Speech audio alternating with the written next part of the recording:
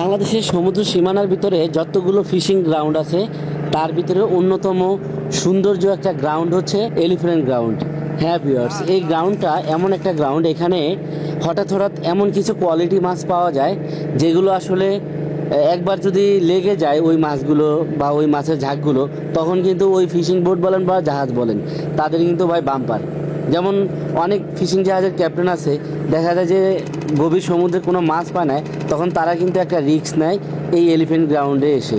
তো এইভাবে এই এলিফ্যান্ট গ্রাউন্ডে এসে রিস্ক নিয়ে অনেকে কিন্তু সফল হয়েছেন, আবার অনেকে দেখা যায় ব্যর্থ হয়েছেন। কিন্তু যিনি সফল হয়েছেন তাদের বা ওই জাহাজের কিন্তু ভাই একেবারে কপাল খুলে যায়। এই গ্রাউন্ডে মাঝে মাঝে বিশাল ইলিশ মাছের জাগ, রাঙা চোখা মাছের জাগ বা লাক্কা মাছ, তাইলা মাছ, কালো রূপচাঁদা, এই ধরনের মাছগুলোর ঝাঁক পাওয়া যায়। যদি একটা ঝাঁক কোনো রকম জালের ভিতরে ঢোকে তাহলে মনে করেন ওই ভয়েজের পুরো টাকা উঠে যায়। তো দেখেন ভিউয়ার্স, আমরা এলিফ্যান্ট গ্রাউন্ডে একটা ট্রল করেছি, মাশাল্লাহ ছোট ছোট মলা মাছ, ছুরি মাছের পাশাপাশি অনেক লাল কোরাল মাছ এসেছে।